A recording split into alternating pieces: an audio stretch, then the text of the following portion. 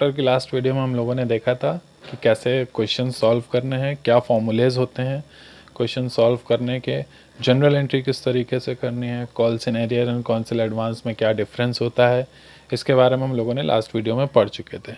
ठीक है, अब बात करते हैं कॉल्स इन एरियर के बाद। जब कॉल्स इन एरियर होती है उसके बाद क्या करते हैं, कुछ कंपनीज जो होती हैं वो शेयर्स रिटर्न मांग लेती हैं, इसको बोलते हैं फॉरफीचर ऑफ शेयर्स।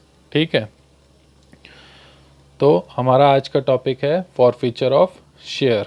ठीक, forfeiture of shares means cancelling the shares for non payment of calls due. तो फॉरफीचर ऑफ शेयर का मतलब क्या होता है कि जो जिन शेयर्स का पेमेंट ड्यू हुआ है और उनका पेमेंट रिसीव नहीं हुआ है कंपनी को, तो कंपनी क्या करती है, उन शेयर्स को कैंसिल कर देती है, या इसको दूसरे वर्ड्स में बोले वो उन शेयर्स को वापस ले लेती है शेयर होल्डर से। ठीक है, but shares can be forfeited only if the articles of association of the company allows forfeiture. तो कंपनी जो होती है शेयर्स को तभी फॉरफिट कर सकती है जब कंपनी का जो आर्टिकल ऑफ एसोसिएशन है वो इसको अलाउ कर रहा हो, तभी कंपनी शेयर्स को फॉरफिट कर सकती है। If any shareholder does not pay the amount of call, the company may exercise the power of forfeit the share held by him on which amount of call is not paid. अब अगर कोई भी share holder जो होता है वो पैसा नहीं दे पाता है किसी भी कॉल का, तो जो कंपनी होती है वो क्या कर सकती है, अपनी इस पावर का यूज़ कर सकती है और जिन शेयर्स का पैसा नहीं पे किया गया शेयर होल्डर के थ्रू, वो उसको वापस ले सकती है। ठीक, the company before forfeiture must first give notice to the defaulting share holder. Forfeit करने से पहले, शेयर्स को फॉरफीट करने से पहले कंपनी क्या होती है, जो शेयर होल्डर होती है उसको एक नोटिस देती है कि हम आपके शेयर फॉरफीट कर लेंगे अगर आप पेमेंट नहीं करेंगे। ठीक है, चलिए आगे बढ़ते हैं इसमें।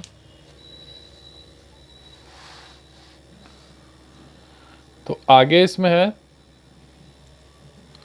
On forfeiture the share are cancelled and to the extent share capital is reduced.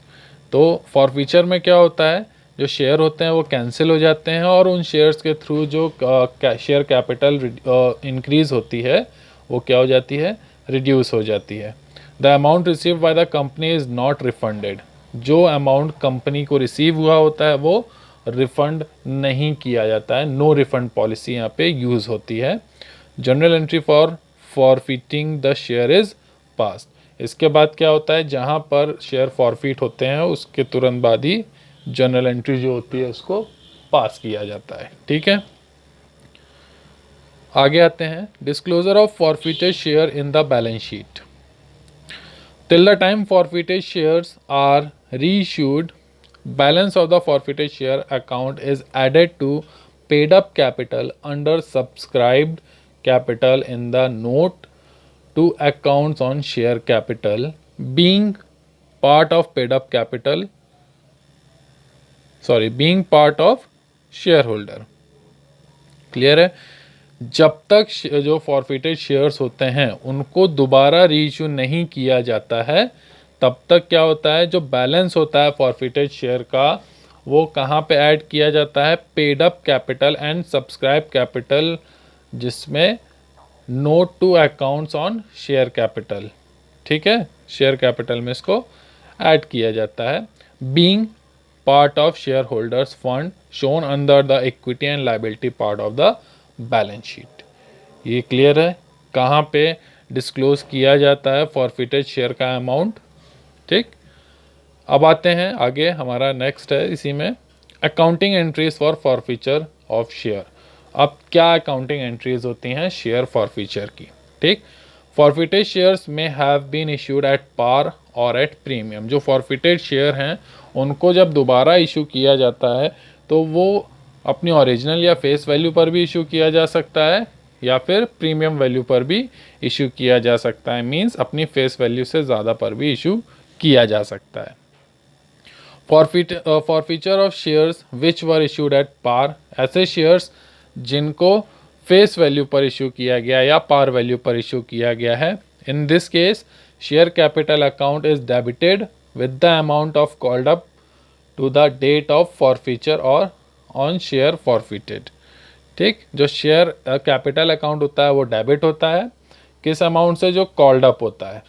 ठीक है, मतलब जितना कंपनी अमाउंट जो मांगती है, to the date of forfeiture on share forfeited. कब तक? जब तक शेयर फॉरफिट नहीं होते तब तक। Forfeited shares account is credited by the amount received on the shares forfeited. Second आता है, जो फॉरफिटेड शेयर अकाउंट होता है उसको क्रेडिट किया जाता है किस अमाउंट से, जो जितने जो शेयर्स हैं वो फॉरफिट हो रहे होते हैं उसके अकॉर्डिंग जो अमाउंट होता है उससे। एंड थर्ड आता है शेयर अलॉटमेंट अकाउंट और share call account is credited with amount called up on forfeited share but not paid by the shareholders. If calls in arrear account is maintained, calls in arrear account is credited. ठीक है, तो इसके लिए general entry क्या बनती है हमारी? तो the entry for forfeiture of shares is share capital account debited to forfeited shares account to shares allotment account to shares call account. ठीक, इन दोनों में से कोई एक आ सकता है। ठीक है, मतलब कहने का जैसे फर्स्ट कॉल पे शेयर फॉरफिट हो रहे हैं तो यहाँ पे फर्स्ट कॉल दिखाया जाएगा, या कॉल अकाउंट की जगह कोई भी फर्स्ट कॉल या फाइनल कॉल दिखाया जा सकता है। ठीक है, और इसके बाद एक यहाँ पे और डिस्क्लेमर है, if calls in arrear account is maintained, calls in arrear account is credited instead of shares allotment account and shares calls account. ठीक, अगर फॉरफिट हो रहा है शेयर तो यहाँ पे जो शेयर अलॉटमेंट को क्रेडिट किया है और फर्स्ट कॉल को क्रेडिट किया है, इन दोनों की जगह पे क्या आ जाएगा? कॉल्स इन एरियर अकाउंट आ जाएगा। ठीक है, on forfeiture share capital account is debited with the called up amount up to the date of forfeiture and not by the nominal value of share। जब फॉरफीचर होता है तो क्या होता है, जो शेयर कैपिटल अकाउंट होता है उसको डेबिट करते हैं किस अमाउंट से, जो कॉल्ड अप अमाउंट होता है वो up to the date of forfeiture and not by the nominal value of share. Share के नॉमिनल वैल्यू से नहीं, जो उसकी वैल्यू होती है उसके थ्रू।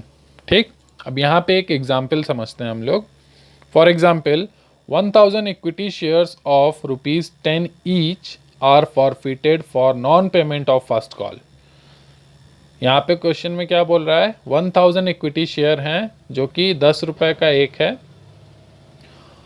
फॉरफिट किया जा रहा है किस वजह से, जो फर्स्ट कॉल अमाउंट है उसका नॉन पेमेंट की वजह से। ठीक है, the amount payable were ₹3 on application. अब ये जो 10 रुपये ईच है इसको किस तरीके से इंस्टॉलमेंट में डिवाइड किया है? 3 रुपये एप्लीकेशन पे डिवाइड किया है, 3 रुपये अलॉटमेंट पे डिवाइड किया है और 2 रुपये फर्स्ट कॉल पे, and the balance on second and final call.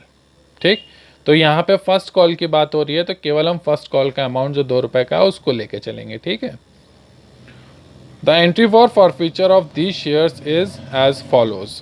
तो अब यहाँ पे calls in arrear account maintain किया जाएगा क्योंकि इसका पैसा नहीं दिया है फर्स्ट कॉल पे। ठीक है, इतने शेयर्स का। तो क्या करेंगे, तो इक्विटी शेयर कैपिटल अकाउंट 1000 है। ठीक है, टोटल उसने कितना अभी तक रिसीव किया, 3 रुपये प्लस 3 रुपये प्लस 2 रुपये, 8 रुपये कंपनी ने मांगे है ना, तो कितना आएगा इक्विटी शेयर कैपिटल में 1000 × 8 आ गया हमारा। ठीक, टू फॉरफीचर अकाउंट, फॉरफीचर में क्या करेंगे, कितना 1000 शेयर्स हैं जो फॉरफिट हो रहे हैं। ठीक है, इसमें 3 + 3 6 रुपीज़, तो 6 × 1000 कितना आ गया यहाँ पे, 6000 आ गया। To calls in arrear account, तो कितना नहीं मिल पाया है हमें, 1000 का 2 रुपये नहीं मिला है फर्स्ट कॉल पे, तो इसको यहाँ पे दिखा देंगे। ठीक, being 1000 shares forfeited for non payment of first call. ठीक है, तो इसका मतलब अब यहाँ पे नरेशन आ जाएगा हमारा, ये एंट्री हमारी कॉल्स इन एरियर अकाउंट अगर बनाते हैं तो। ठीक है। उसके बाद अगर नहीं बनाते हैं तो आगे देख लेते हैं। तो यहाँ पे कॉल्स इन एरियर की जगह पे आ जाएगा हमारा equity share first call account. Clear है। If calls in arrear account is not maintained, अगर calls in arrear account maintain नहीं किया जा रहा है, उस कंडीशन में क्या एंट्री करेंगे हम लोग? पहली एंट्री होगी equity share capital account debited to forfeited share account to equity share capital account, sorry first call account. Clear है। Equity share first call account. अब यहाँ पे अमाउंट क्या आएगा? सेम अमाउंट आएगा। शेयर कैपिटल जो जितनी कंपनी ने अभी तक कॉल करी है उतनी शेयर कैपिटल आ जाएगी। फॉरफिटेड शेयर में जहाँ तक कंपनी पैसा ले चुकी है उतना अमाउंट आ जाएगा।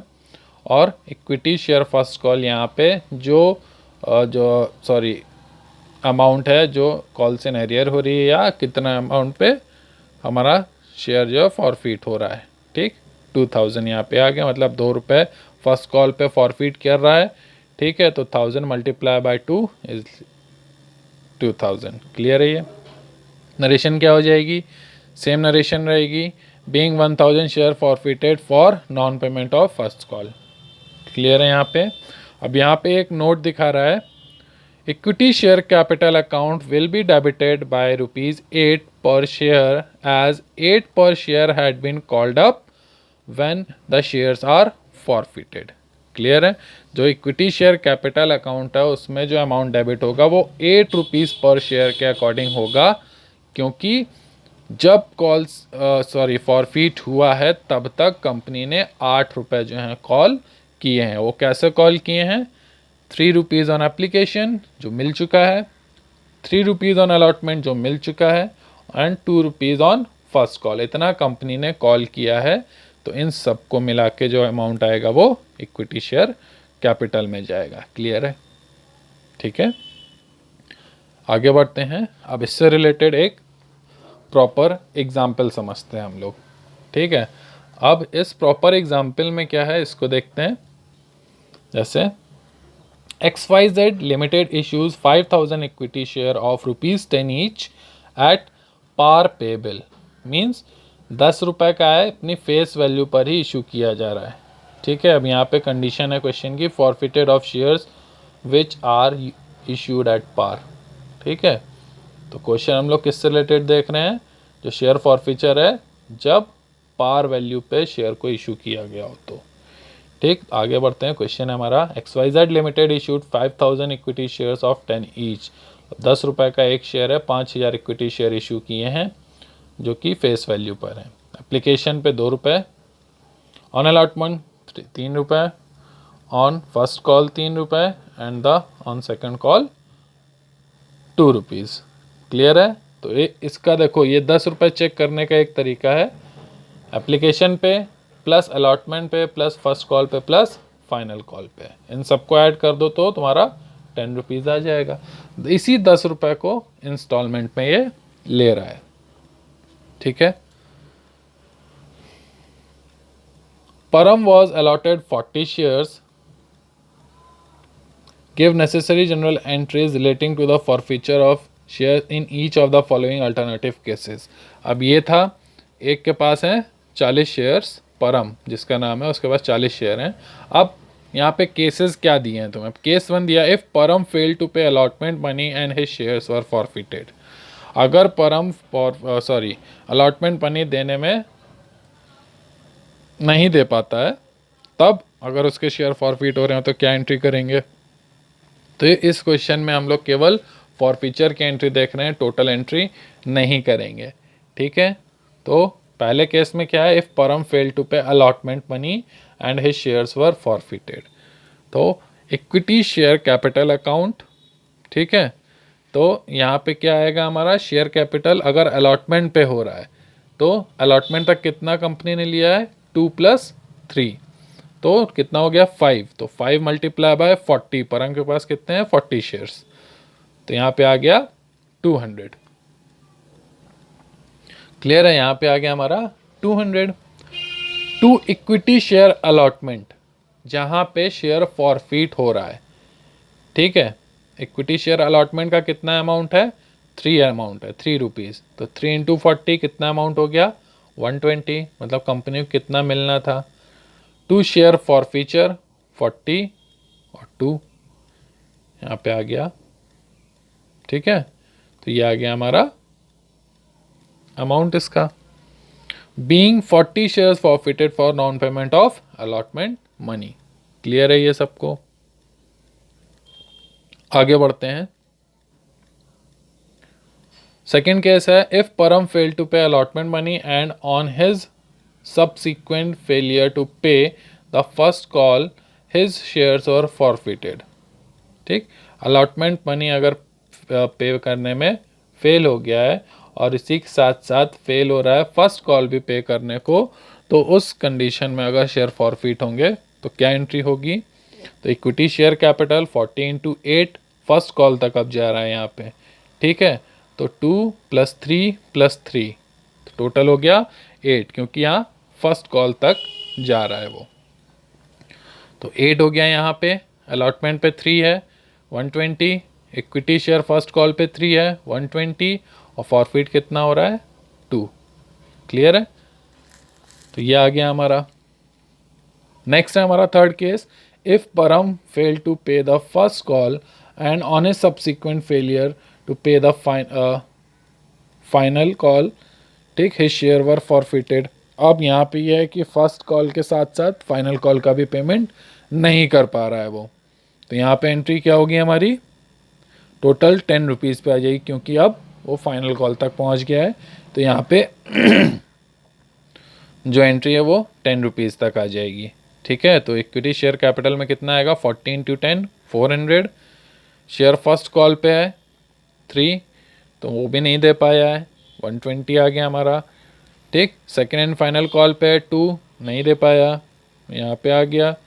फॉरफिटेड कितना हो रहा है हमारा, 5 हो रहा है, जो हमें मिल चुका है वो यहाँ पे आ गया, ठीक है। तो ये समझ में आया सबको। ये जो फॉरफिटेड शेयर है ये जो हमें मिल चुका है उस पे आता है, यहाँ पे जो आएगा जो नहीं मिला है वो अमाउंट आता है, ठीक। तो ये हमारा एक एग्जाम्पल था, ये समझ में आया। अगर नहीं समझ में आया तो इसमें आगे पूछ सकते हैं दोबारा से, ठीक। अब इसी से रिलेटेड एक एग्जाम्पल हम लोग और देखेंगे। हाँ, इसमें है forfeiture of shares which were issued at par, same condition पे ही हम लोग देखेंगे इसमें भी, ठीक। क्वेश्चन है, air drop limited issues 1 lakh equity shares of ₹10 each on the following terms, 3 payable on application, ₹4 on allotment, the balance as and when required. केवल 2 का ही यहाँ पे अमाउंट दिया है, बैलेंस जितना है मतलब 3 + 4 = 7, जो बैलेंस है 3 रुपीज़ का, वो क्या है, जब रिक्वायर होगा तब कंपनी कॉल कर लेगी। Application were received for 1,40,000 share, ठीक।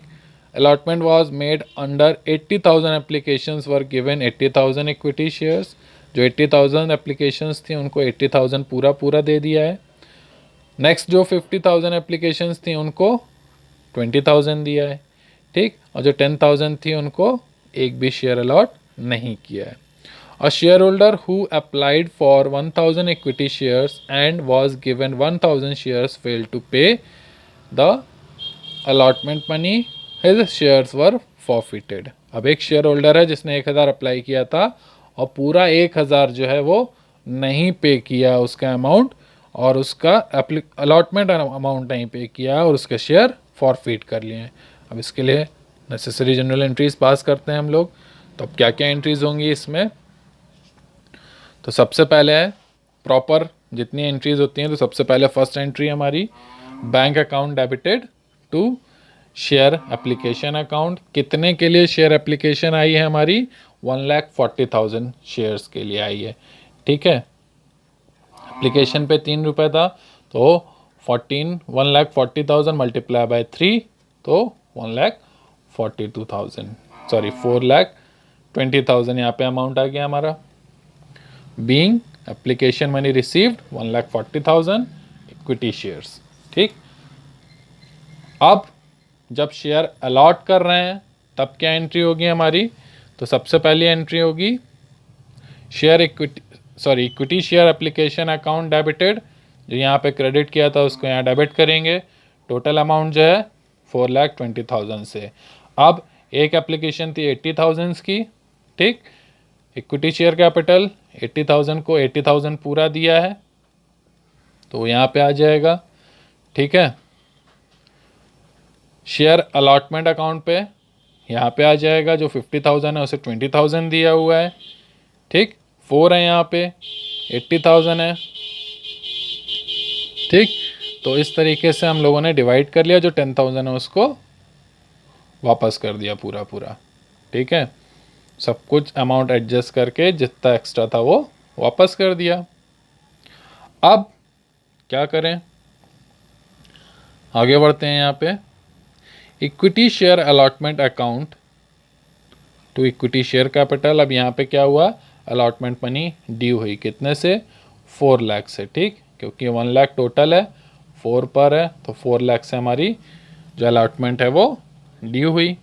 फिर क्या हुआ, bank account debited to share allotment account, तो यहाँ पे ये आया हमारा 3,16,000। अब यहाँ पे क्या, इन्होंने कॉल्स इन एरियर की एंट्री नहीं करी है, तो इस वजह से जो डिफरेंस है वो नहीं दिखा रहे, क्योंकि यहाँ 4 लाख है, यहाँ 3,16,000 है, तो मीन्स 84,000 का यहाँ पे नहीं दिखाया है यहाँ पे, ठीक है। तो उतना क्या है हमारा, वो शेयर फॉरफीट हो रहा है, मीन्स 1,000 जो है उसको नहीं मिला है यहाँ पे। तो इसको अब आगे देख लेंगे हम लोग। तो equity share capital accounts debited, total amount कितना ले रहा है वो, 7 रुपीज़ ले रहा है, तो 7 into 1000 7,000। Equity share allotment account, ठीक है। अब यहाँ पे अलॉटमेंट में नहीं मिला है हमें, कितना नहीं मिला है, 4,000 नहीं मिला है, 4 into 1,000। To forfeited share account कितना हमें मिल गया है, 3 मिल गया है इसमें, ठीक है। तो जितना मिल गया उतना फॉरफिटेड में, जितना नहीं मिला है वो उतना अलॉटमेंट में। तो ये एंट्री समझ में आ गई। इसका देखो एक नोट यहाँ पे दिया है, 20,000 share were allotted to 50,000 application, surplus application money 90,000, ठीक। तो इतना एडजस्टेड टुवर्ड्स शेयर अलॉटमेंट यहाँ पे, that is 20,000 multiply by 4 and balance 10,000 was refunded to the applicants. Clear है यहाँ पे। तो ये 2 एग्जाम्पल आपको समझ में आए, तो इन 2 एग्जाम्पल्स को आप अपनी जो नोटबुक है उसमें ज़रूर करिएगा, ठीक है। और जहाँ पे ना समझ में आओ वहाँ उससे पूछ लीजिएगा। Thank you.